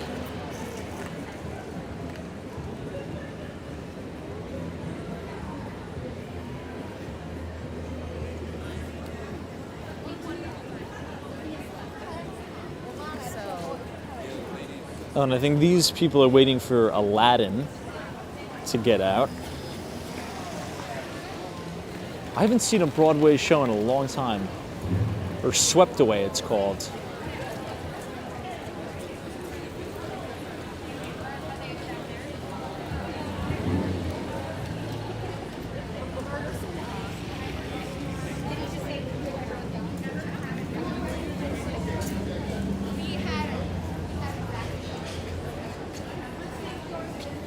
Ooh, look at all this scaffolding here.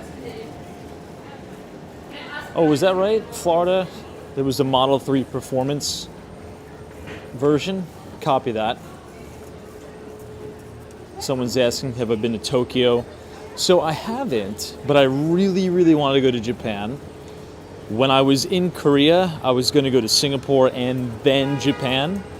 I didn't have time, so maybe this year, or maybe next year, 2025, I'll probably make my way back to Korea again. And maybe I'll have time for Singapore and Japan.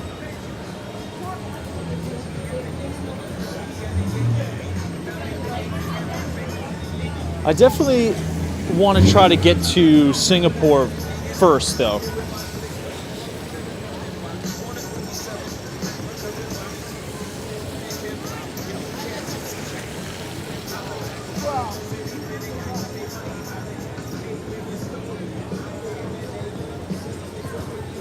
It's almost like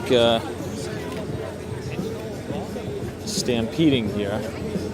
This donut place smells really good. This Krispy Kreme smells amazing.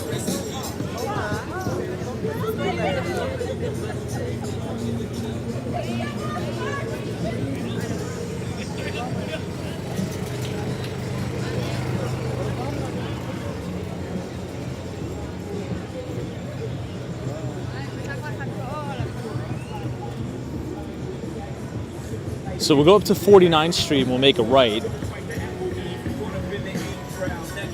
And that'll take us out to the old Lehman Brothers Barclays Bank.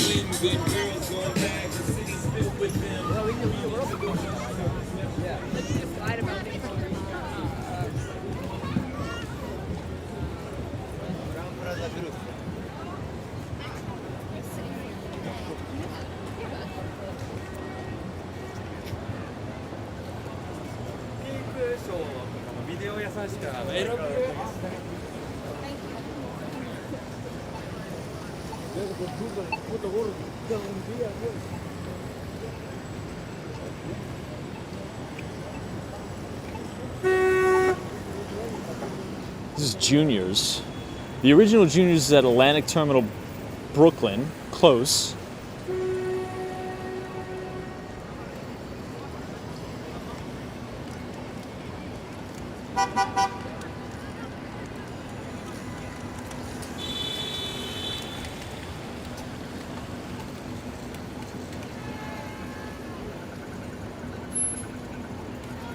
Wayne McKay, this is what I invest in, a house or a condo in South Korea. It's a good question. Now, purchasing property in Korea is a little bit different. If you want to buy a new development, you have to enter like a lottery system, which is interesting. If I were to buy it like an apartment there, I want something with like a really, really nice view. But in the countryside, you know, kind of maybe like an hour outside of Seoul, the homes are beautiful and they're very, very cheap. You know, comparable to, you know, what you would get like on Long Island or something. Like they're extremely modern luxury homes. And you could grab one for like 600,000, 650,000, but they're like sick, like really, really nice.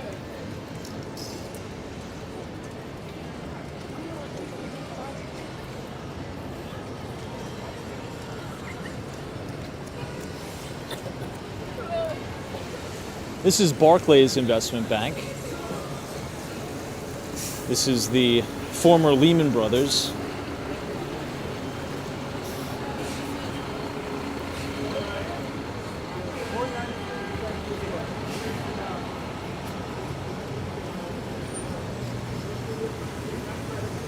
Anyway, if you guys are enjoying the live stream so far tonight, feel free to leave a like on the video. And click the subscribe button if you're new. Oh, they have really nice holiday decorations here too. Look at this. The Christmas tree inside the BNP Paribas is really nice. Maybe I'll take you guys to see that right now. Might as well.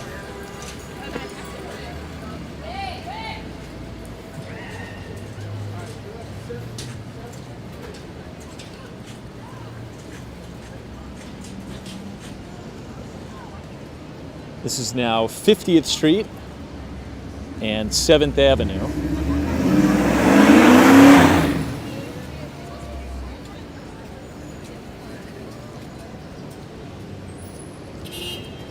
And from here you can see the Radio City Music Hall Christmas tree.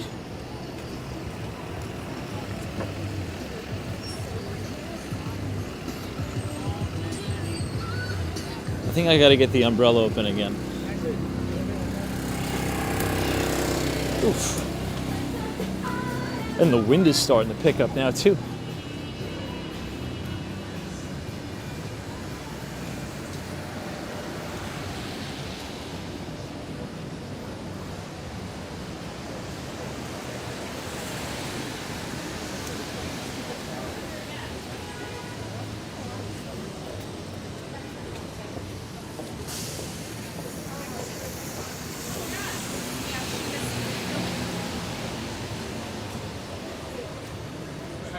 Evan Weeks, what's up? Good to see you. We were just checking out the stage at the Times Square. Honestly, doesn't look like much progress from yesterday, but it'll probably be completely constructed by Monday. Usually I like to see all the Planet Fitness stuff.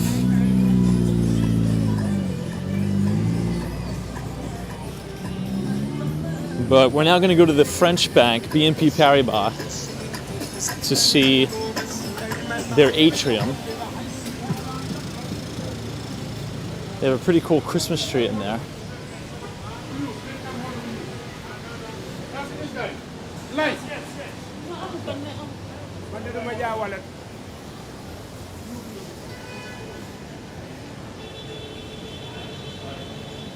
Look at that, guys. Isn't that cool?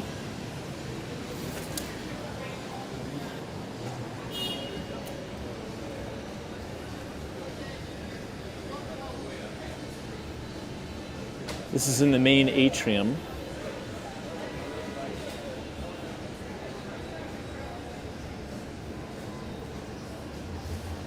It's a lot better in person because we kind of have a little bit of a glare. I'll try to go around the other way so you guys can see a little bit better. But it's really nice.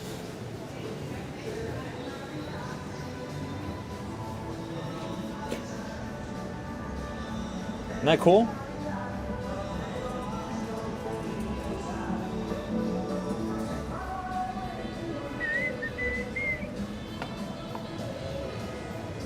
It's right across the street from the Manhattan.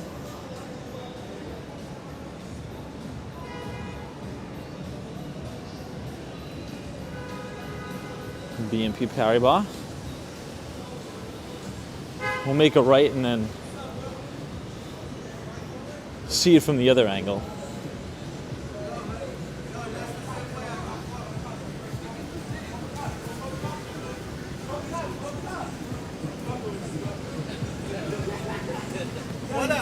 What up? Yo.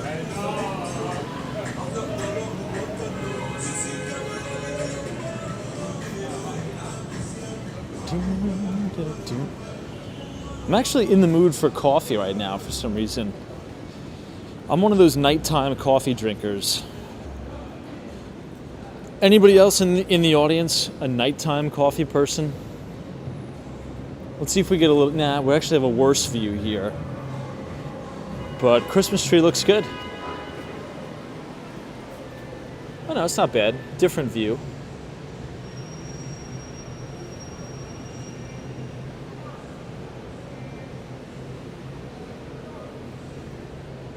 Professor Darius is you, yeah. Yeah, caffeine does not affect me. Sometimes it has the opposite effect at night. That's an awesome Christmas tree that they have here. And I just noticed it the other day.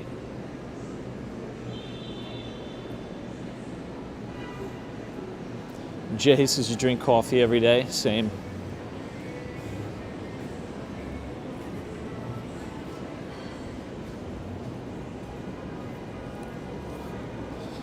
I've recommended this place a bunch of times, but we do have a lot of new people in the audience. if you're in New York City and you want to go to, I mean, it's a little bit expensive. I'd say it's like way overpriced, but it's a very, very cool spot. You got to check out this place called the Watch House. You could look it up on Google, but I always go there with my buddy who works right here at Neuberger Berman. And the Watch House is right across the street.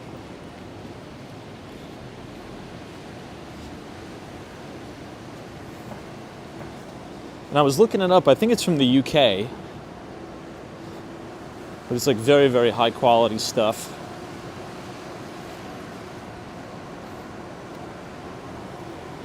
Someone says, do I like Folgers? Yeah. Honestly, yes, actually. I don't think Folgers or Maxwell House is that bad. People say it's, you know, it's not good coffee. If it's at the office, I'll drink it. I mean, it wouldn't be my first choice, but yeah, it's not bad. No complaints on my behalf, that is for sure.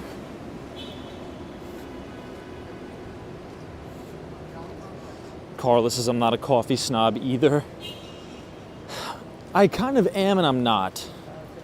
But, like, does Watch House coffee taste way better than Folgers? For sure. But it's still good.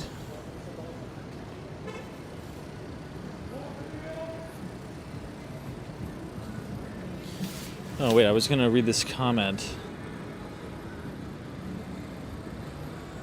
Someone says, yes, I was in London some years ago. Recommended. Yeah, that's such a good place. And it's always packed.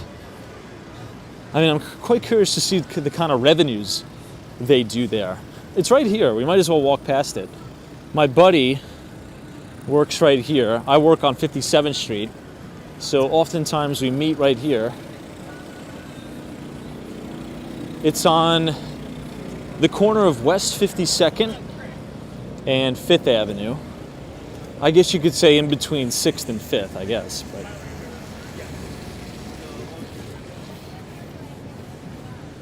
all right, I got to check the battery. We're all right. We're all right. We just got to put the umbrella back up.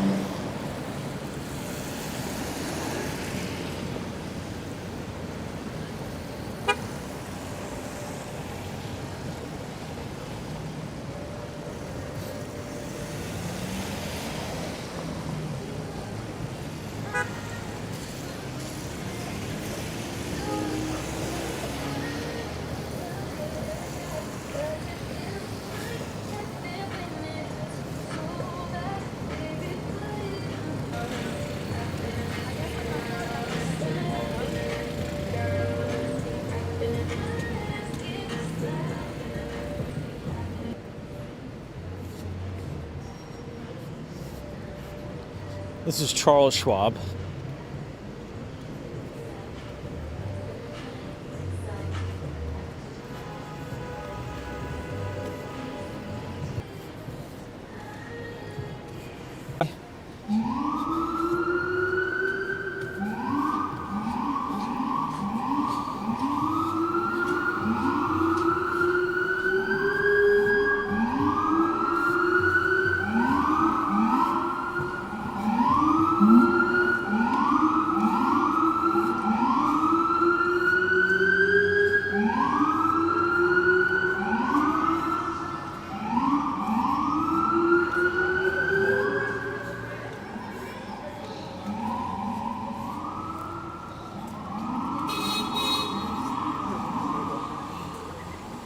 Hey, Alan, what's up? Thanks for joining. All right, we'll take a look at the Watch House and then we'll head out.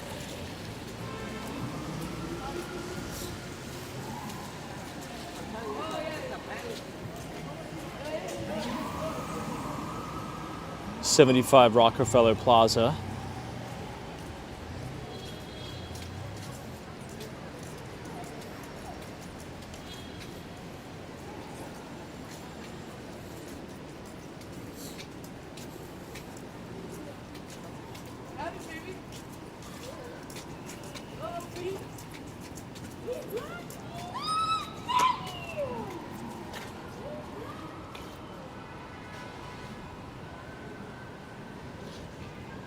All right, here we have the Watch House, right next to 660 Fifth Avenue. It's a good spot. It's kind of hard to see in there, though.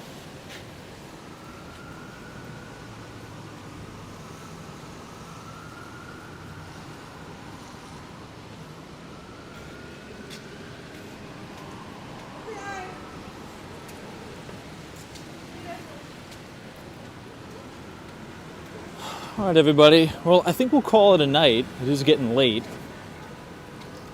And I do have to get some sleep. So if you guys enjoyed the stream, feel free to leave a like on the video. Subscribe if you're new. And we'll see you back here tomorrow, right around 8:45 p.m. So Top Cat, thank you so much. Vidal, appreciate it. Muhammad, Allen, all of our moderators, Sabrina Fair, Mark Francis, Connie Ruiz. Thanks so much. God bless. Be well. Merry Christmas, Happy New Year, Happy Hanukkah, all that good stuff. See you guys tomorrow. Take care.